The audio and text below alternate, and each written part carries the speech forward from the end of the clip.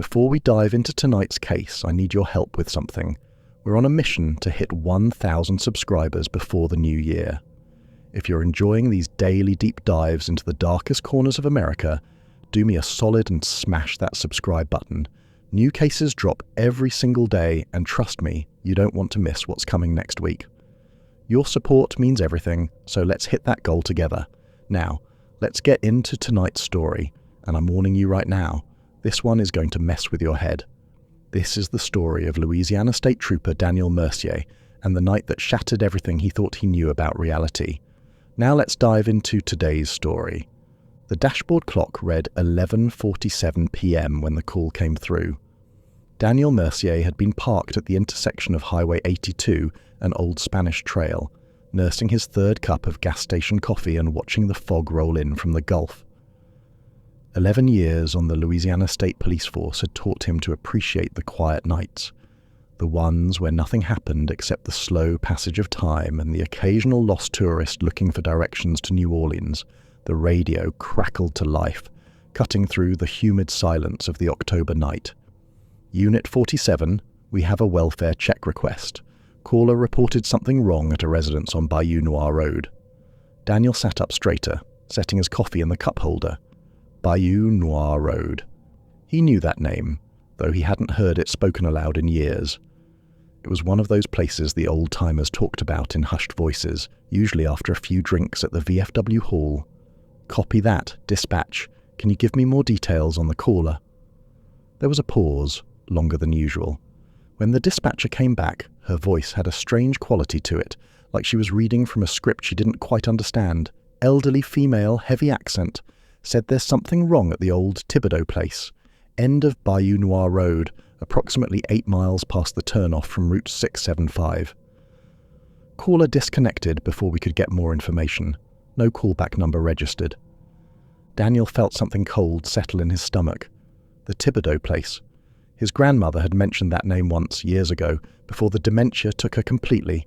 She'd been in one of her clearer moments, looking out the window of the nursing home at the setting sun, when she'd suddenly gripped his hand with surprising strength. "Don't go near Bayou Noir," she'd whispered. "Promise me, Daniel. Promise me you'll stay away." He'd promised, the way you promise things to dying relatives, not really thinking about it. But now, sitting in his patrol car with the fog pressing against the windows like something alive, he remembered the fear in her eyes. "Unit 47, do you copy?" "Yeah, I copy. I'm about 15 minutes out, going silent until I reach the location." Daniel put the car in drive and headed west, away from the comfortable lights of Abbeville, and into the deep bayou country where he'd grown up. The road was familiar in the way that childhood places are always familiar, even when you've been gone for years. He knew every curve, every pothole, every place where the asphalt gave way to gravel and the gravel gave way to mud. The fog grew thicker as he drove, his headlights creating a tunnel of light that only penetrated about 20 feet ahead. Spanish moss hung from the cypress trees like tattered curtains, swaying in a wind he couldn't feel. The radio began to crackle with static, that peculiar interference that happened this deep in the swamp, where the water and the trees seemed to swallow radio waves whole. At the 4-mile marker, the last house disappeared behind him. From here on, it was just swamp, just darkness and water and trees that had been growing since before Louisiana. Was a state Daniel's grandfather had been a trapper out here back in the 50s and 60s. He used to tell stories about the deep swamp, about places where the water ran black and still, where the normal rules didn't quite apply, about houses that appeared and disappeared depending on the time of day, the phase of the moon, the mood of the swamp itself. Old Cajun superstition, Daniel had always thought, the kind of stories people told to keep children from wandering too far from home. But now, driving deeper into the darkness with every passing mile, those stories didn't seem quite so foolish. The road deteriorated exactly as he'd expected. Asphalt became gravel around mile 5. Gravel became hard-packed dirt around mile 6. By mile 7, his tyres were squelching through mud, and he had to slow to a crawl to avoid getting stuck. The GPS on his phone had stopped working 3 miles back. No signal out here, no connection to the satellite network that supposedly covered the entire continental United States. He was navigating by memory and instinct, following a road that barely qualified as a road anymore. And then, at exactly 12:23 a.m. according to his dashboard clock, the house appeared. It rose out of the fog like a ship emerging from a bank of clouds, much larger than he'd expected. 2 stories of weathered wood and peeling paint, wrapped in a broad porch that sagged in the middle like a tired smile. The architecture was unmistakably Creole, with a steep-pitched roof and wide galleries that spoke of a time when this had been plantation country, when cotton and sugarcane had made men wealthy enough to build monuments to their own prosperity in the middle of nowhere. But this house had seen better days. The shutters hung at odd angles, some missing entirely. The paint had faded to a colour that might once have been white or might once have been yellow.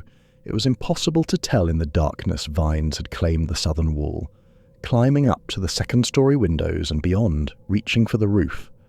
And the front door stood wide open. Daniel killed the engine and sat for a moment, letting his eyes adjust to the darkness beyond his headlights. There were no other vehicles, no lights, no signs that anyone had been here in years, but someone had called. Someone had known this place existed. Someone had asked for help. He reached for his radio. "Dispatch, this is Unit 47. I'm on scene at the Bayou Noir location. Residence appears abandoned, but the front door is open. I'm going to check it out." Static answered him.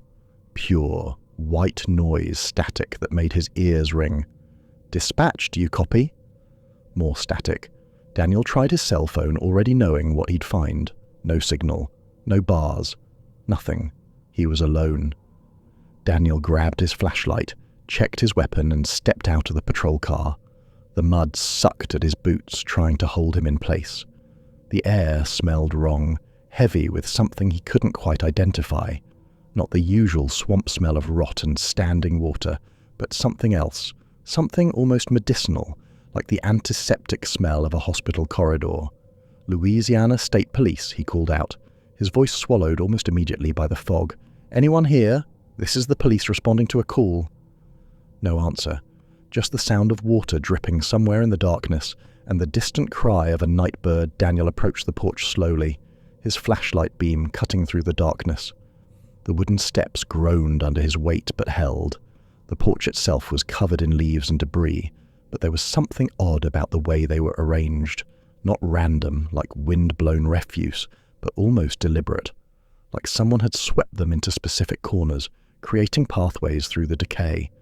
The front door hung open, revealing darkness beyond.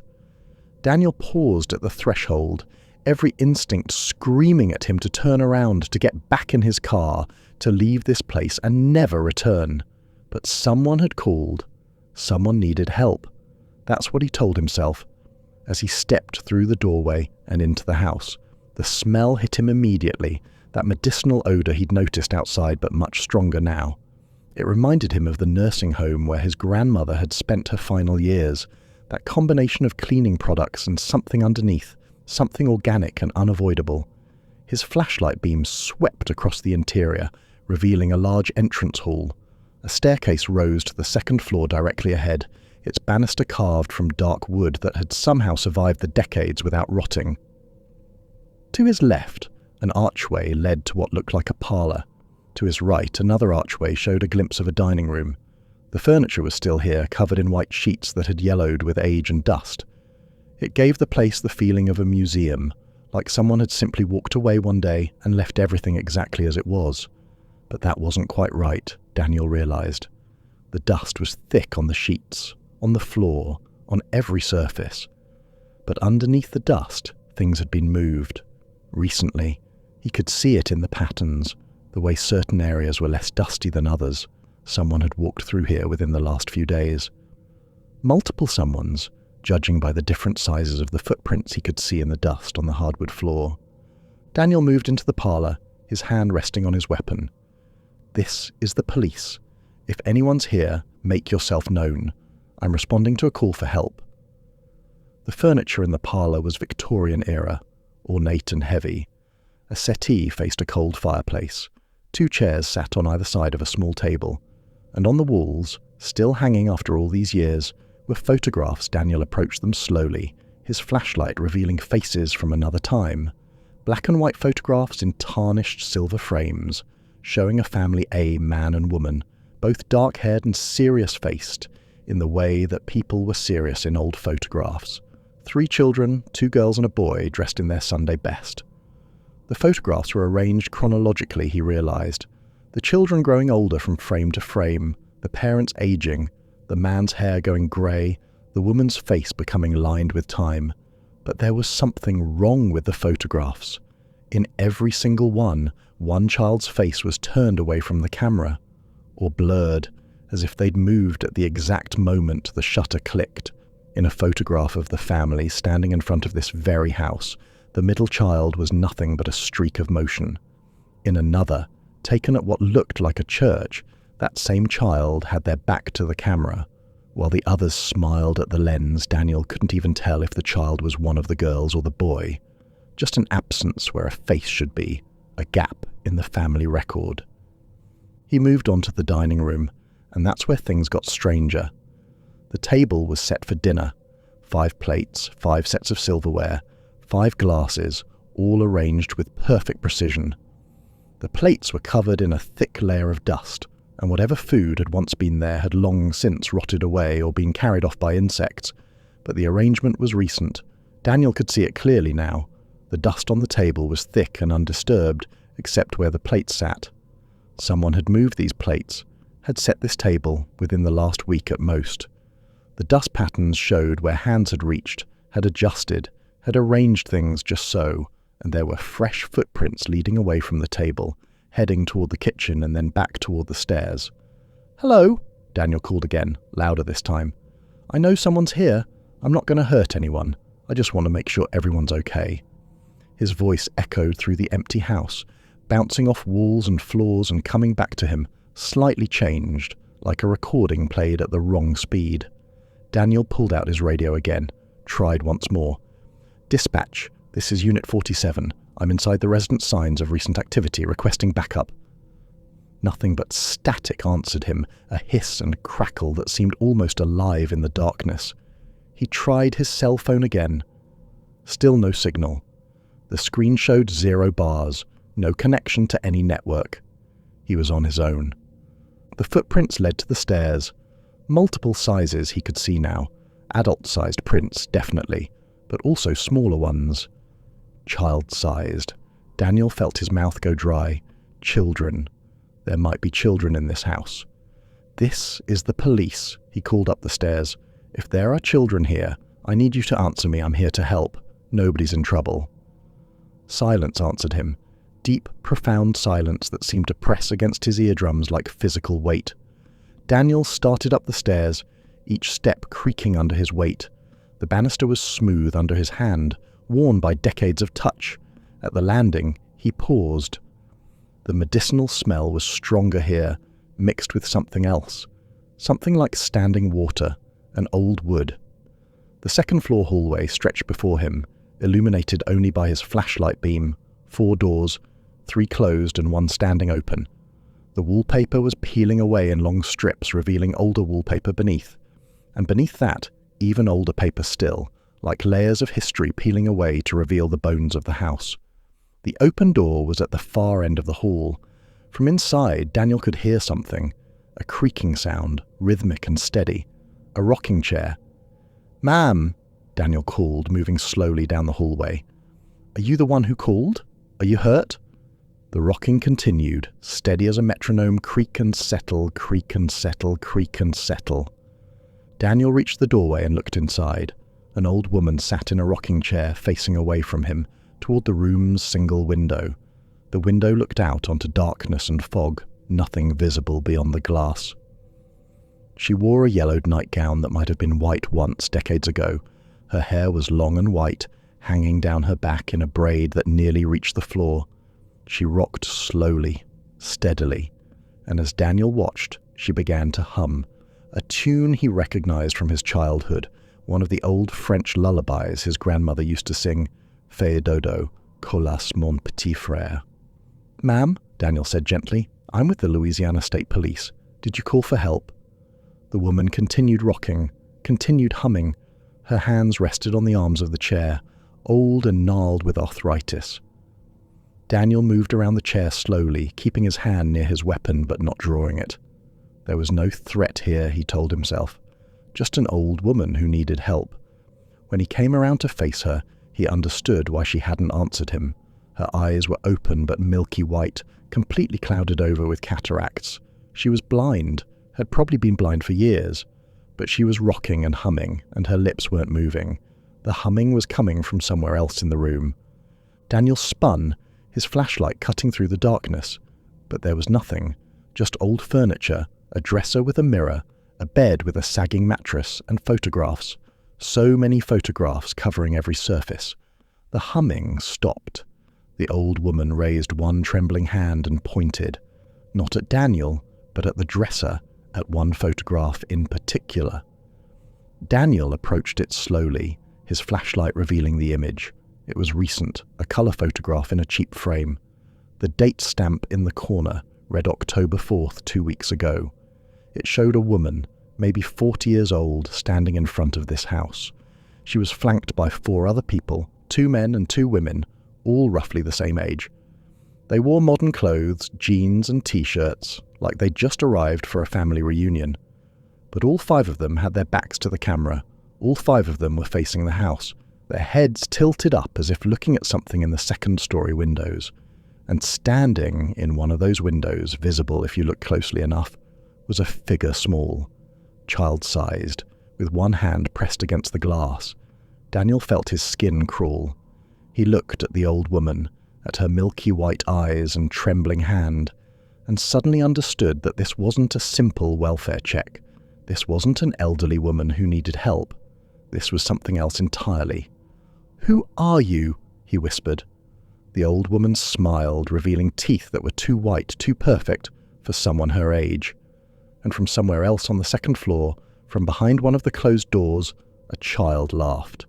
Daniel backed toward the doorway, his hand now firmly on his weapon. The old woman had stopped rocking, stopped moving entirely.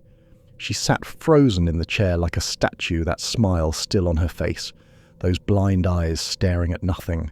The child's laughter came again, higher this time, almost a giggle. It was coming from the hallway. From one of the closed doors, Daniel stepped out of the room, his flashlight beam sweeping the corridor. 3 doors, all closed now. He was certain one had been open when he came up, but now they were all shut tight. "This is the police," he said, trying to keep his voice steady. "I need whoever's in these rooms to come out now. You're not in trouble, but I need to see you." The laughter stopped abruptly, cut off like someone had flipped a switch. Daniel approached the first door on his left. It was painted white, or had been once, though now the paint was flaking off in patches. He reached for the doorknob, and it turned easily under his hand. The door swung open, revealing a children's bedroom. 2 small beds sat against opposite walls, covered in matching quilts that were rotted through in places. Toys were scattered on the floor between them. A wooden horse on springs, a baby doll with no eyes, a set of tin soldiers arranged in battle formation. But these weren't modern toys. These were antiques, things from the 1960s or earlier. Daniel recognized them from his grandmother's attic, from the museum displays in Abbeville that showed what life had been like in the Bayou country before television and video games. Yet the dust on the floor was disturbed by fresh footprints, small ones, child-sized, leading from one bed to the other and then to the closet. The closet door was slightly ajar. Daniel approached it slowly, his heart hammering in his chest. Every instinct told him to turn around, to run, to get out of this house while he still could. But he was a cop. This was his job. If there was a child in danger, he had to help. He pulled the closet door open. The closet was full of clothes on hangers, modern clothes. Children's clothes with tags still attached, like someone had gone shopping recently and hung everything up without bothering to remove the price stickers. T-shirts with cartoon characters. Jeans in small sizes. A jacket with a designer label. The sizes matched the footprints on the floor. But there was no child in the closet. Just clothes swaying gently on their hangers, though Daniel couldn't feel any breeze. He backed out of the room and moved to the second door. This one opened onto what must have been the master bedroom once.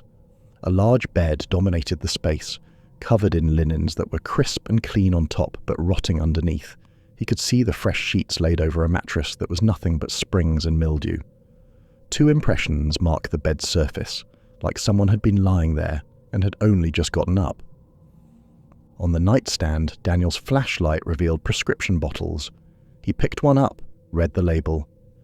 Pain medication, hydrocodone, prescribed last month. The name on the bottle was Pierre Thibodeaux. The second bottle was also recent. Marie Thibodeaux. Sleeping pills, filled 3 weeks ago. Daniel set the bottles down carefully and backed out of the room. Pierre and Marie Thibodeaux. He knew those names. Everyone in Vermilion Parish knew those names if they were old enough to remember. They were the couple who died in Hurricane Betsy in 1965. Their house had been flooded, and they disappeared along with their 3 children, presumed drowned, bodies never recovered.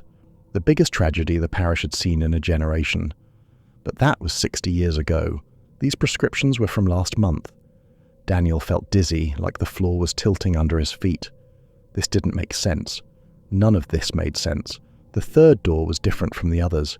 It had a deadbolt on the outside, locked tight, and from behind it, Daniel could hear something. Scratching, deliberate, rhythmic scratching like fingernails on wood. "Hello?" Daniel called. "Is someone in there?"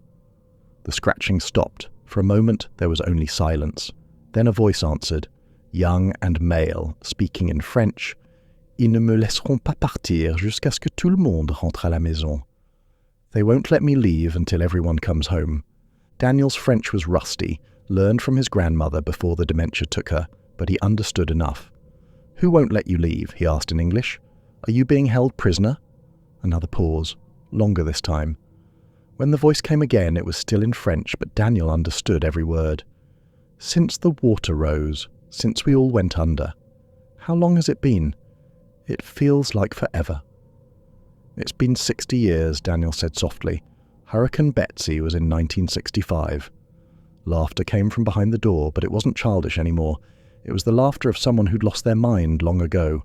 60 years, the voice repeated. 60 years in this room. Waiting, always waiting. They promised someone would come. They promised someone would let me out." Daniel reached for the deadbolt, then stopped.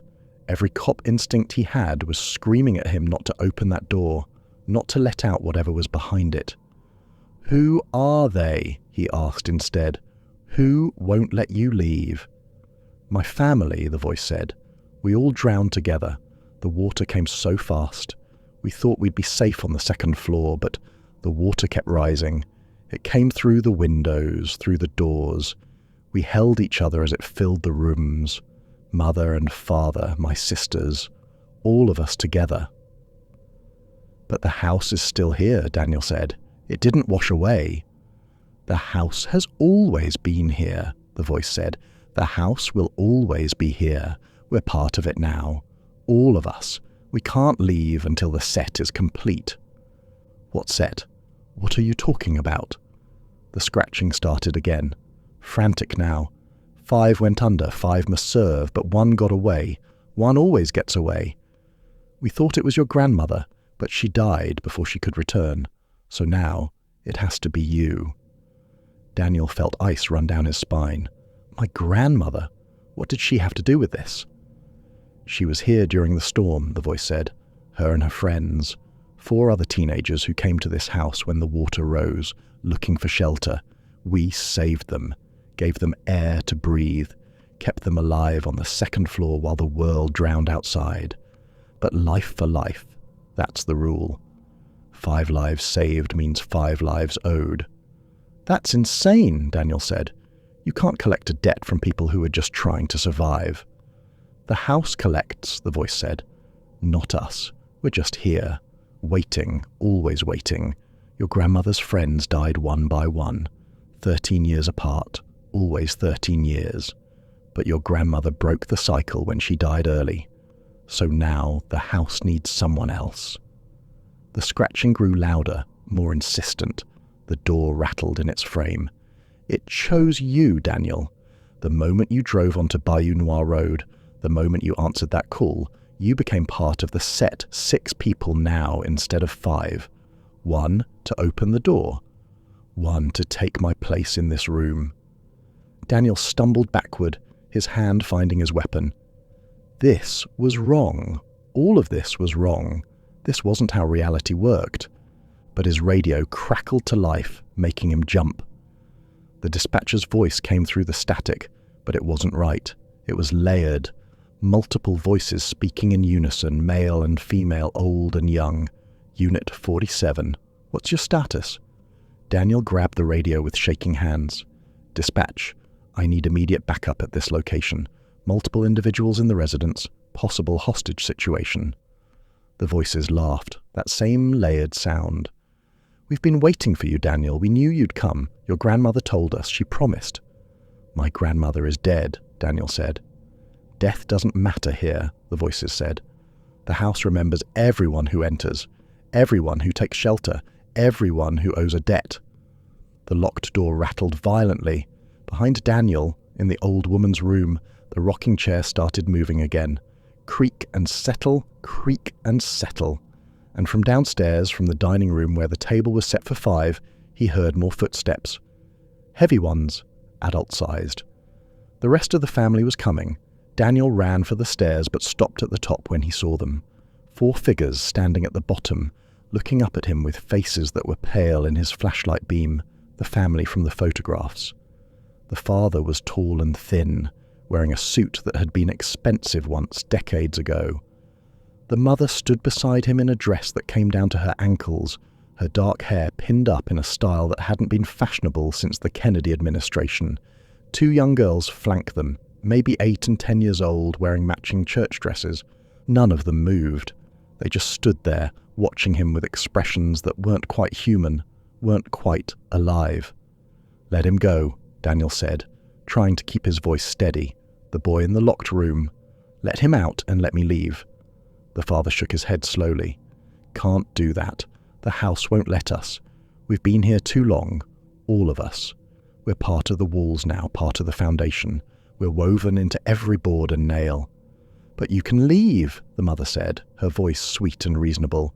You can walk out that door right now, get in your car, drive away. Forget you ever came here. Or, the father continued, you can unlock that door, let him out, let us all out.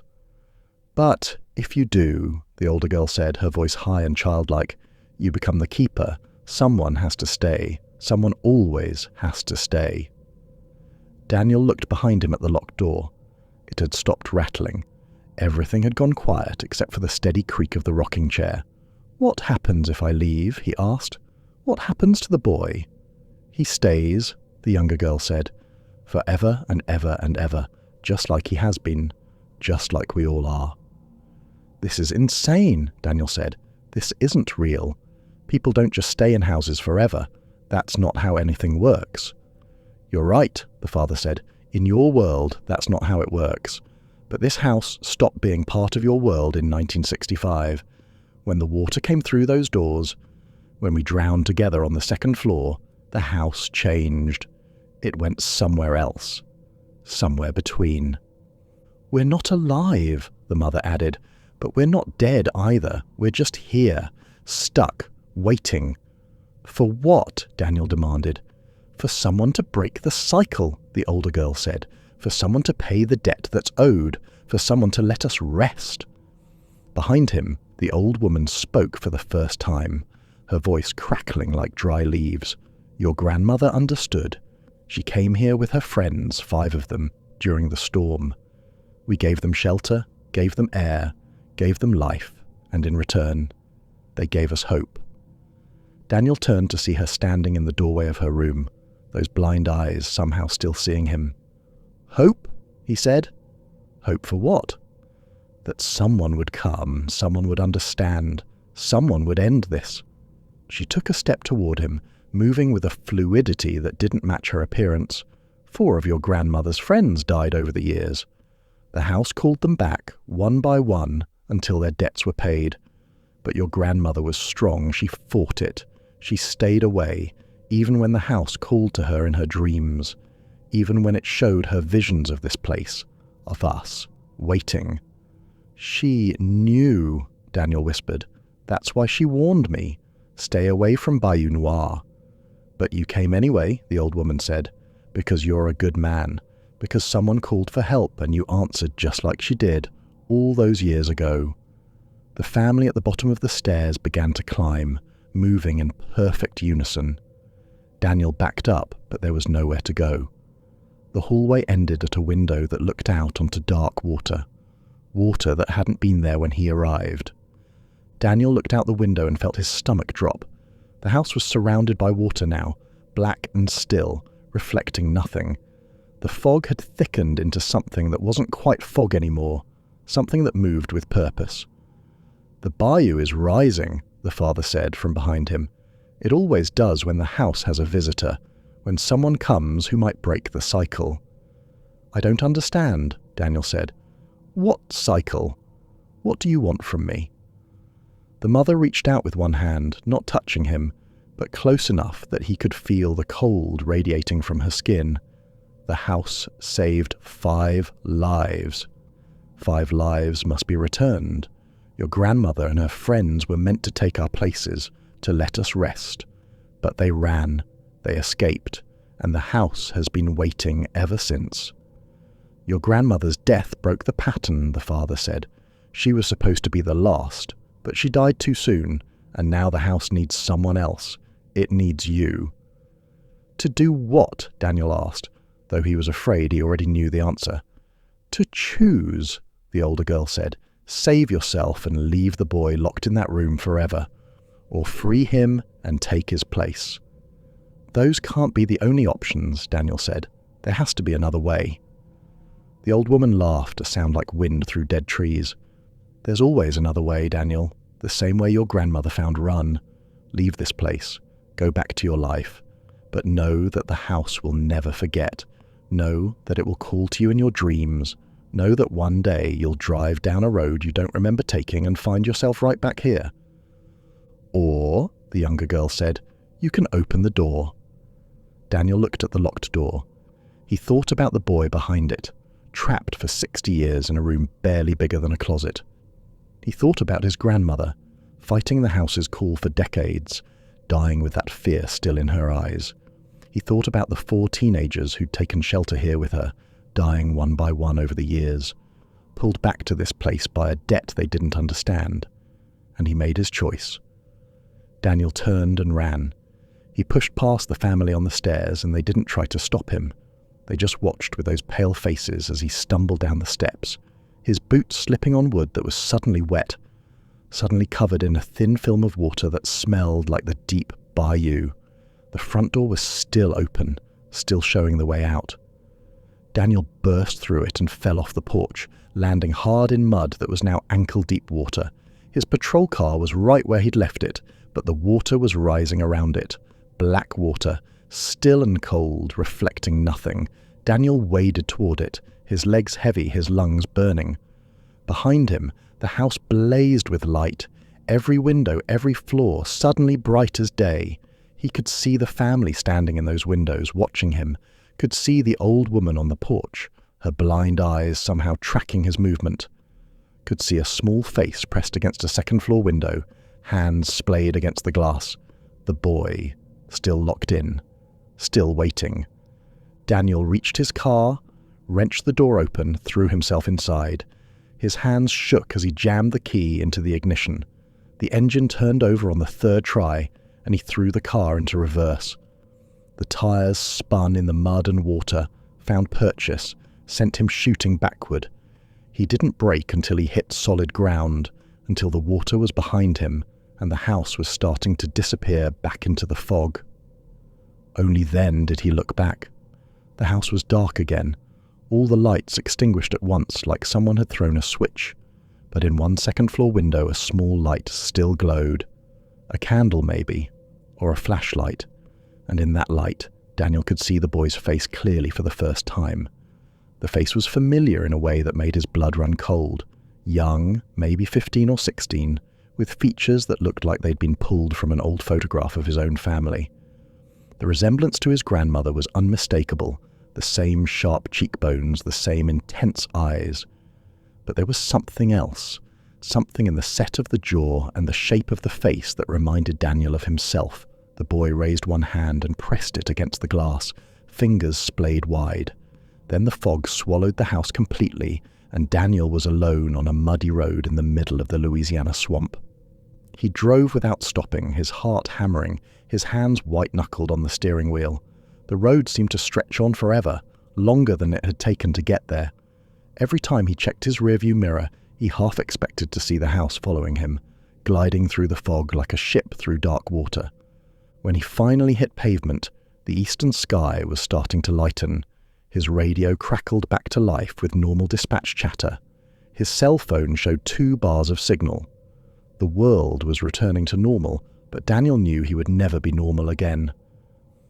He pulled into the station parking lot and sat in his car for 15 minutes, trying to control his shaking hands, trying to figure out what he was going to say in his report welfare check. Abandoned house, no one on scene. That's what he would write. That's what he had to write, because who would believe the truth? Daniel went inside, filed his paperwork, kept his answers short and clean. The dispatcher who'd taken the original call gave him a strange look but didn't ask questions. She'd been working dispatch for 20 years. She knew some calls were better left alone. He went home, showered, tried to sleep.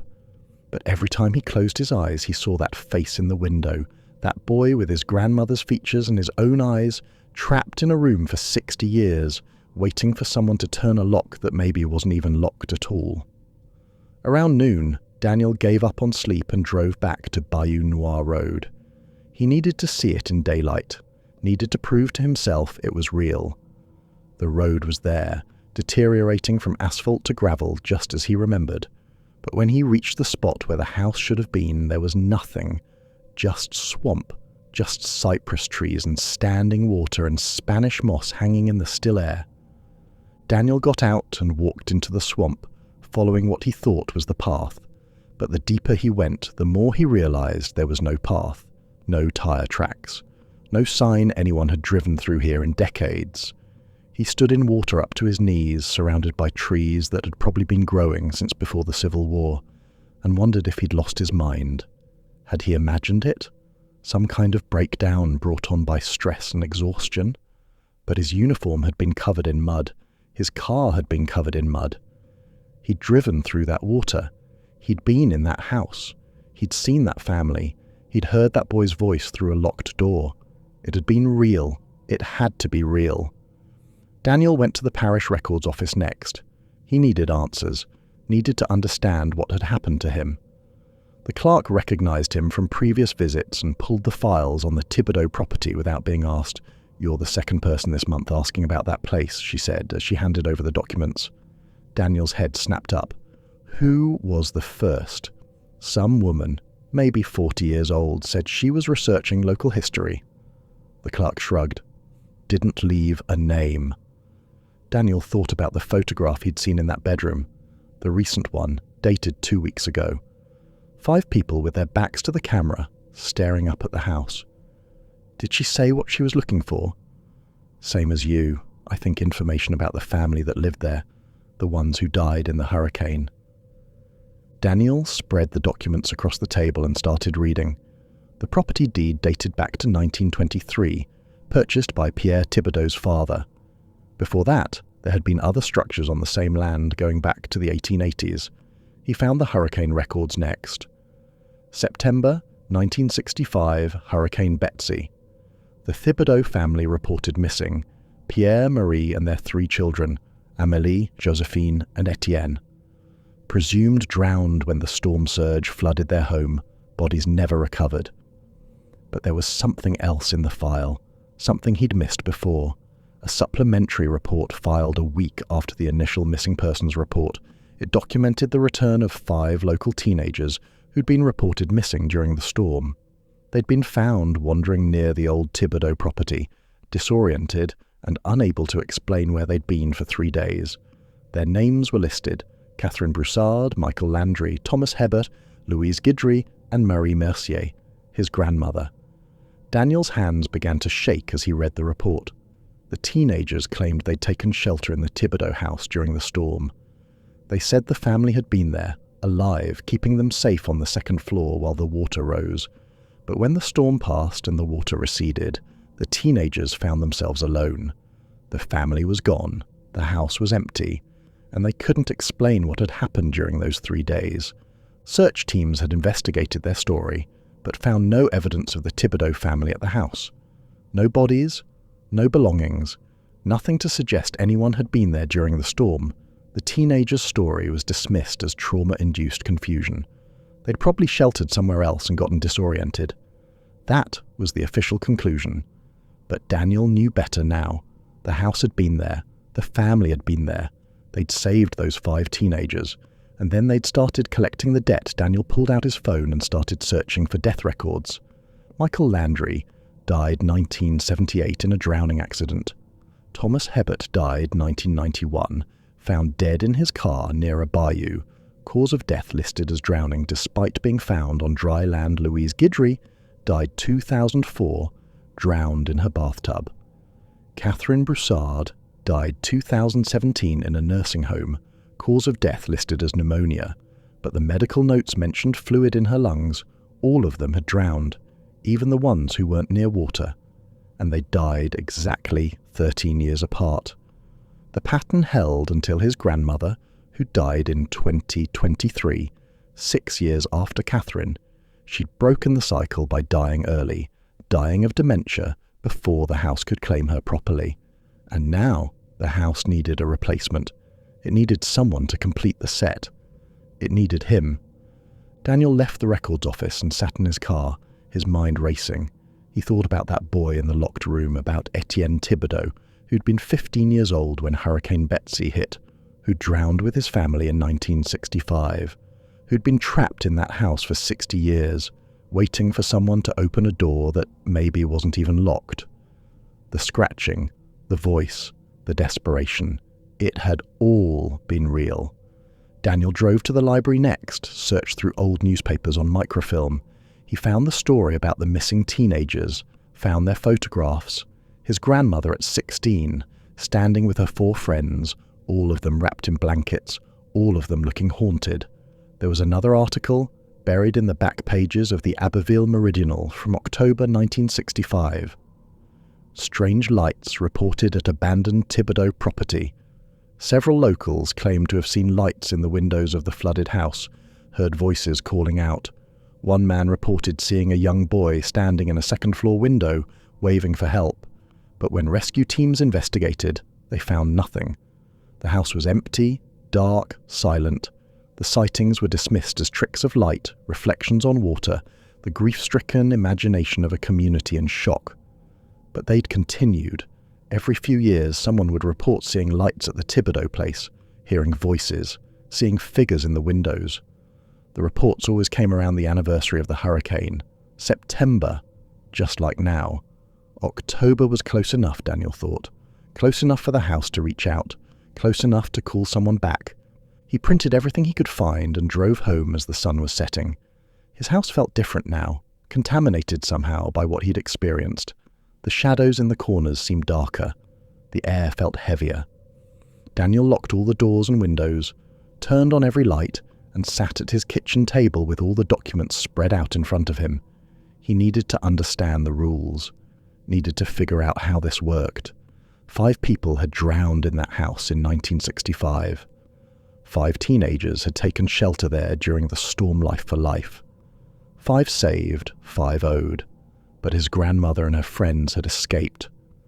They'd run, and the house had spent decades hunting them down, claiming them one by one. Except his grandmother had died too soon, breaking the 13-year cycle. So the house had adjusted. It had called someone else, someone with the same blood, someone who would answer a call for help in the middle of the night. Someone like him. Daniel's phone buzzed. A text from an unknown number. The door is waiting. He blocked the number, but another text came through immediately from a different number. He's still there, Daniel still scratching, still hoping you'll come back. Daniel turned off his phone and threw it across the room. He couldn't deal with this. He wouldn't deal with this. He would ignore it, forget it, move on with his life. But that night, He woke to the sound of rocking, steady, rhythmic creaking like a chair moving back and forth on a wooden floor. He lived in a house with carpet throughout. He didn't own a rocking chair. Daniel turned on his bedside lamp and the sound stopped. But the smell was there. That medicinal smell from the Thibodeaux house, faint but unmistakable. He got up, searched every room in his house. Nothing. No one. Just the smell, hanging in the air like a memory. When he went back to his bedroom, he found wet footprints on his carpet. Small ones, child-sized, leading from his bedroom door to his bed. The water was dark, like bayou water. Like the water that had surrounded the house when he'd fled. Daniel didn't sleep that night.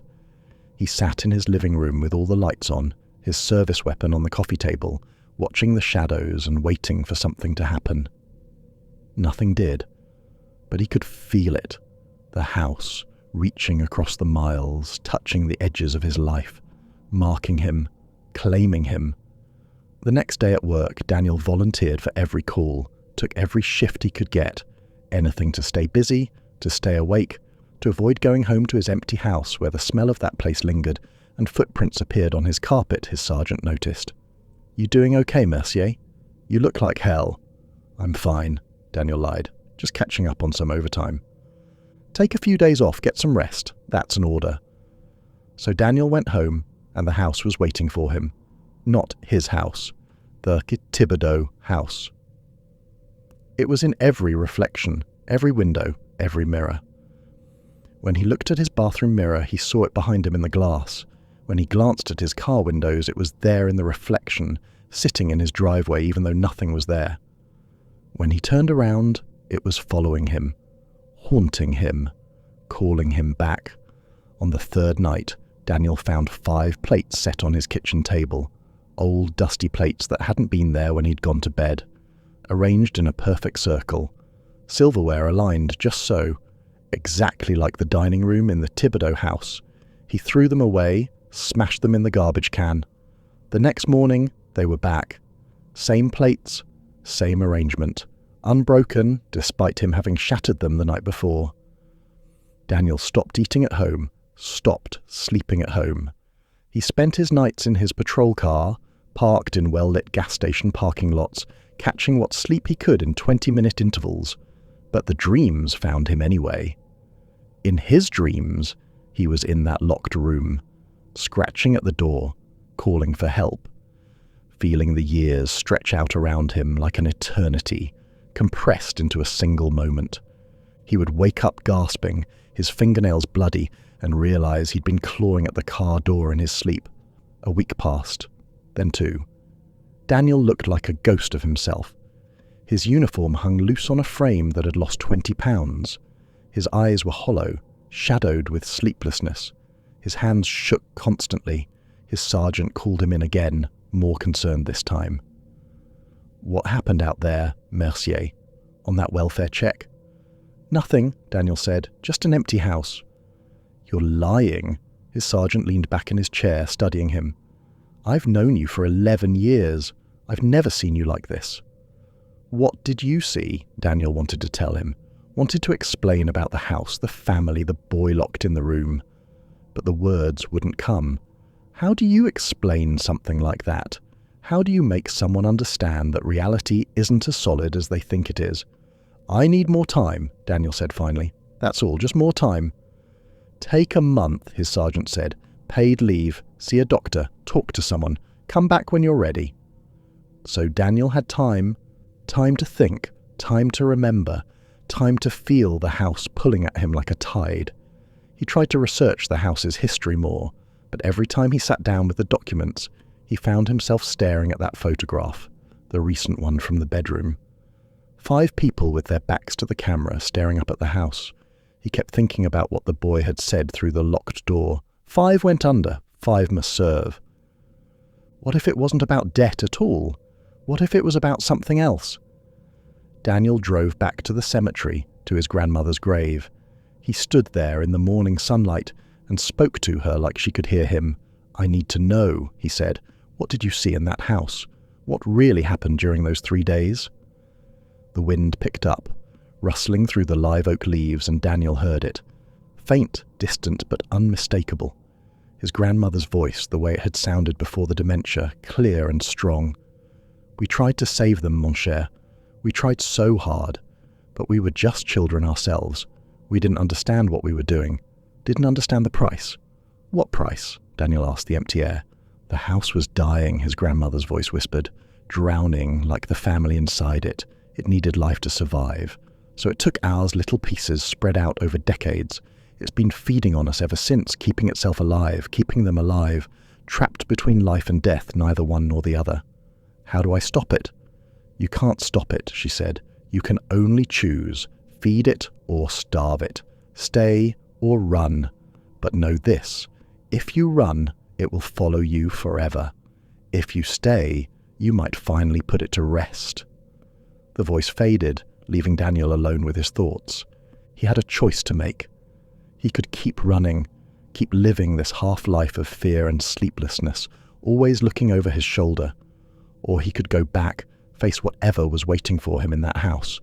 Try to end this, one way or another. Daniel thought about that boy, about Etienne, trapped for 60 years waiting. He thought about his grandmother and her friends, dying one by one, drowning on dry land. He thought about the family stuck in that house, unable to move forward or back. And he thought about himself, about the kind of man he wanted to be, the kind of man who ran from scared children, even dead ones, or the kind of man who faced the darkness, even when it terrified him. Daniel made his choice. That night, he gathered everything he might need, his service weapon, though he doubted it would be useful. Flashlights, batteries, his grandmother's photograph from 1965. He wrote out everything he knew, everything he'd learned, and put it in an envelope addressed to his sergeant, just in case. Then he got in his car and drove toward Bayou Noir Road. The fog was already rolling in as the sun set. By the time Daniel turned onto the deteriorating road, he could barely see 10 feet ahead, but he didn't need to see. The house would be there. It was always there, waiting. The road seemed shorter this time, or maybe Daniel was just driving faster, eager to get this over with. When the house appeared through the fog, every window was blazing with light. They were expecting him. Daniel parked his car and sat for a moment, his hands on the steering wheel. This was it. This was the moment where everything changed.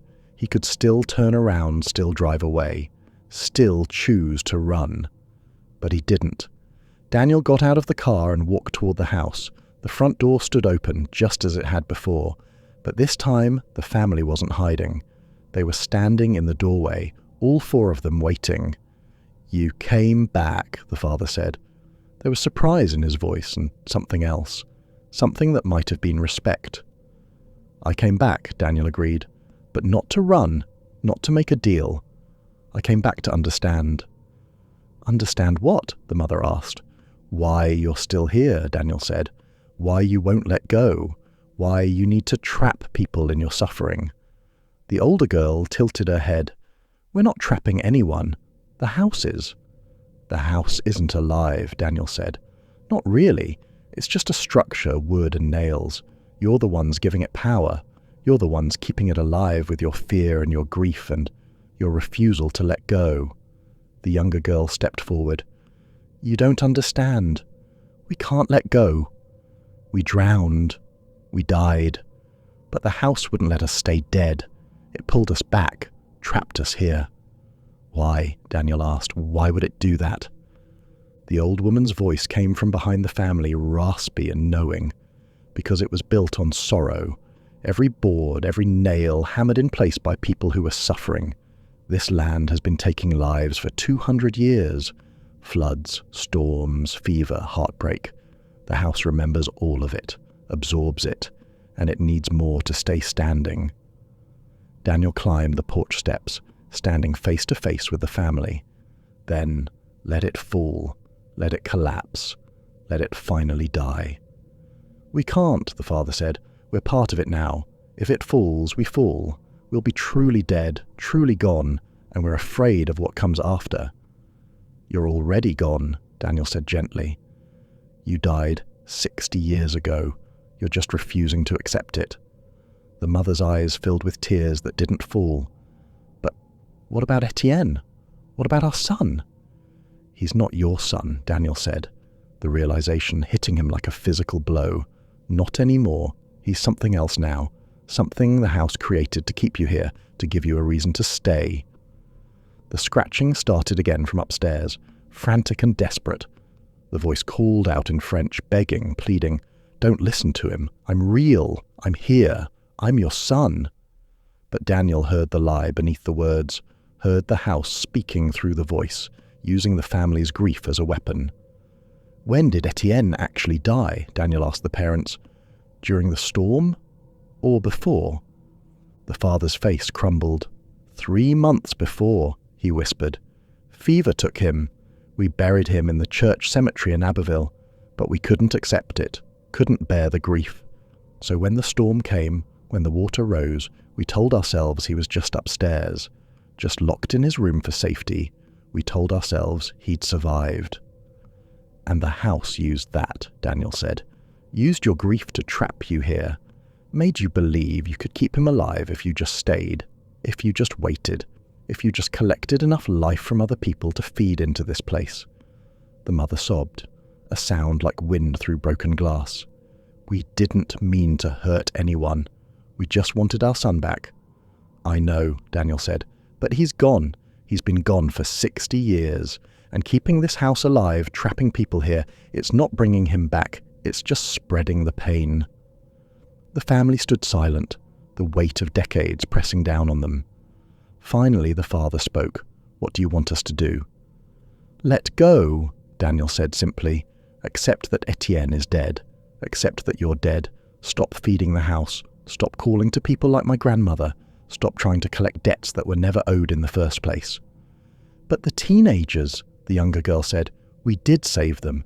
We gave them air while the water rose. We kept them alive." "You gave them shelter," Daniel corrected. "The same shelter you had. That's not a debt. That's just human kindness. And they've paid for it with decades of fear, and 4 of them dying before their time." The old woman stepped forward, her blind eyes somehow seeing everything. "If we let go, if we stop, what happens to them? To your grandmother's friends who already died?" "They rest," Daniel said. "Finally. Completely. No more being pulled back here.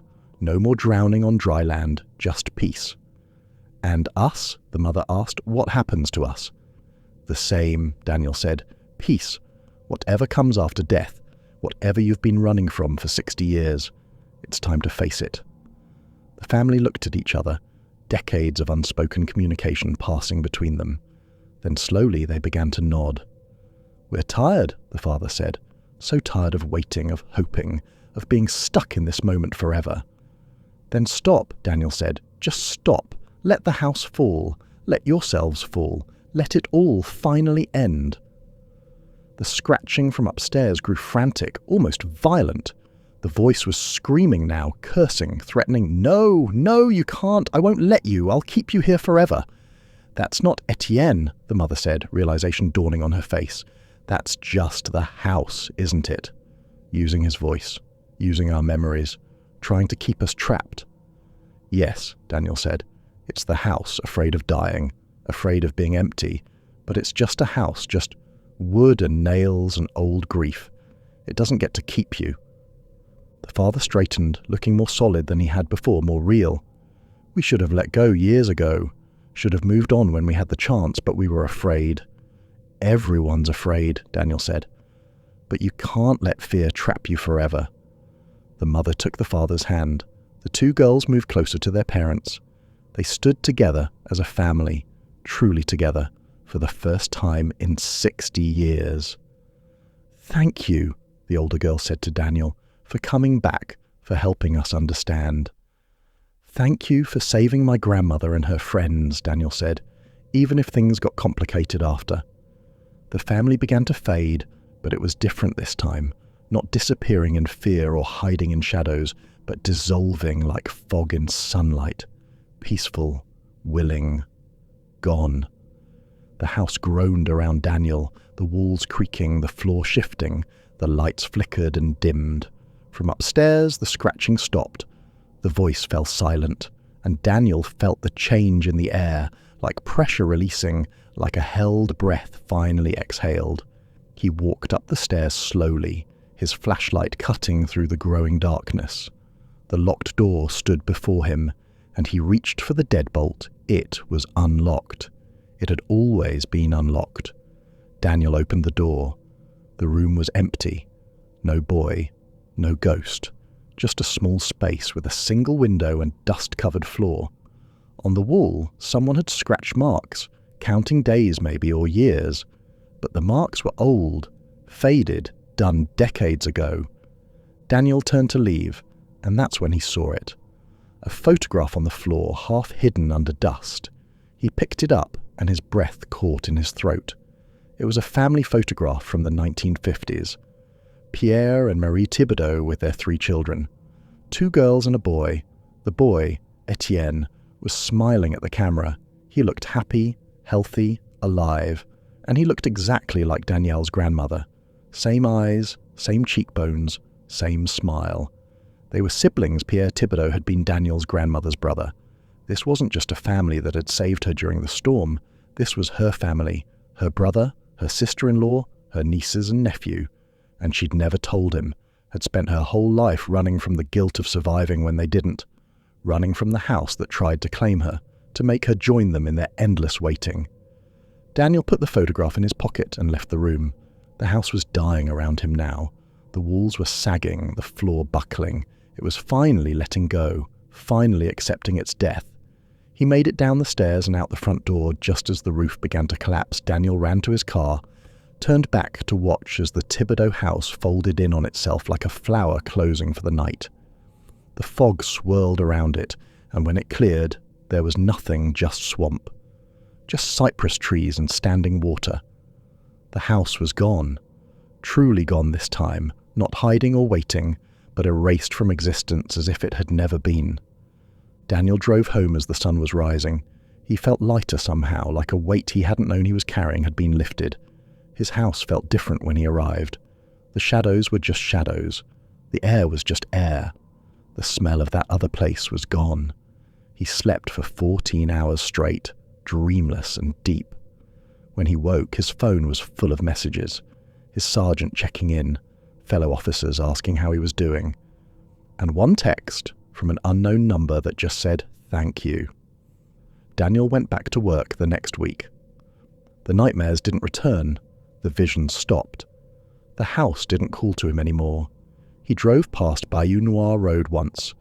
Out of curiosity, the road was still there, but it ended at a collapsed bridge about 5 miles in. There was no way to reach the spot where the house had been. It was like the swamp had reclaimed it, had swallowed all evidence that it had ever existed. Daniel requested a meeting with his sergeant and told him he wanted to look into some cold cases.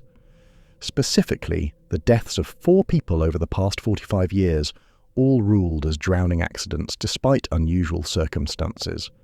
His sergeant approved the request without question. Some things needed to be put to rest properly. Over the next few months, Daniel worked with the families of Michael Landry, Thomas Hebert, Louise Guidry, and Catherine Broussard. He helped them understand that their loved ones hadn't died because of carelessness or bad luck, but because they'd been carrying a burden no one should have had to carry. He couldn't tell them the whole truth, of course, but he could give them closure, could help them find peace. The nightmares that had haunted some of those families for years began to fade.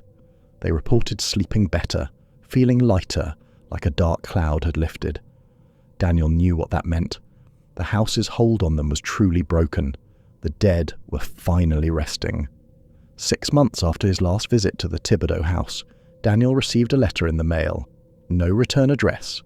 Postmarked from New Orleans inside was a single photograph.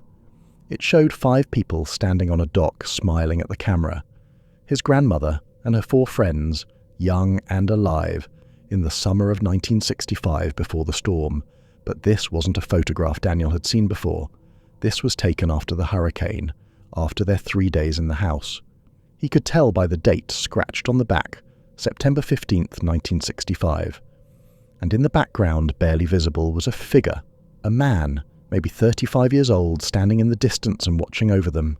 The figure was too far away to make out clearly, but something about the stance, the posture, was familiar. Daniel held the photograph up to a mirror and looked at his own reflection. The same stance, the same posture, like he was looking at himself displaced in time. A note fell out of the envelope, written in shaky handwriting. The house showed me this before I died, showed me that someone would come, someone who could end it. Thank you for being that someone. Thank you for setting us all free. Rest well, mon cher. You earned it. Grand-mère? Daniel put the photograph and the note in a box with the other documents he'd collected. Then he locked the box and put it in the back of his closet. Some stories needed to be remembered. But some stories also needed to be finished. A year passed. Daniel stayed with the Louisiana State Police, working his way up to detective. He specialized in cold cases, in disappearances, in the kind of mysteries that kept people up at night. He was good at his work, patient and thorough, and willing to believe in possibilities that other cops dismissed. Sometimes, late at night, when he was alone in his house, Daniel would hear the faint sound of rocking, just for a moment, just at the edge of hearing. But it didn't scare him anymore. It was just a reminder, a memory of something that had been and was no more. The house on Bayou Noir Road was gone. The Thibodeaux family was at rest. His grandmother and her friends were finally free. And Daniel had learned something important about fear, about grief, about the way the past could trap you if you let it. He'd learned that sometimes the bravest thing you could do was face the darkness. And sometimes the kindest thing you could do was help others let go. The case was closed, the debt was paid, and Daniel Mercier could finally sleep without dreaming of locked doors and children's voices calling from rooms that shouldn't exist. But he never forgot, and he never stopped watching for the signs, because he knew now that the world was stranger than most people believed that houses could remember, that grief could take on a life of its own, that the line between the living and the dead was thinner than anyone wanted to admit, and that sometimes, in the deep Louisiana swamp, where the water ran black and the fog never quite cleared, the past reached out its hand and asked for help. Daniel had answered that call once, and if it ever came again, he would be ready. Not because he was fearless, but because he understood now that some debts had to be paid. Some cycles had to be broken, some ghosts had to be put to rest, and sometimes the only way to do that was to walk through the open door and face whatever waited on the other side. The story of the Thibodeaux house was over, but Daniel's story was just beginning. And in the quiet moments, when the fog rolled in and the night grew deep, he would remember what his grandmother had told him all those years ago. Don't go near Bayou Noir. She'd been trying to protect him, he knew that now. But sometimes, protection wasn't what was needed. Sometimes what was needed was someone brave enough to walk into the darkness, someone compassionate enough to help the dead find rest. Someone strong enough to break a cycle that had been turning for 60 years. Daniel had been that someone, and he was proud of it. The house was gone, the ghosts were at rest, and the bayou kept its secrets as it always had, as it always would. Thanks for listening to tonight's case. If this story got under your skin, if it made you think twice about driving down unknown roads or answering calls in the middle of the night, then I've done my job. Remember, we're pushing hard to hit 1,000 subscribers before the new year. Every subscription helps us bring you these stories every single day. Hit that button, turn on notifications, and join the community of people who know that the truth is always stranger than fiction. Tomorrow, we've got another case that'll make you question everything you think you know about reality. You won't want to miss it. Until then, stay safe out there. And remember, not all doors should be opened, but sometimes the ones that scare us the most are the ones that need us the most. This is Case Files, and I'll see you tomorrow night.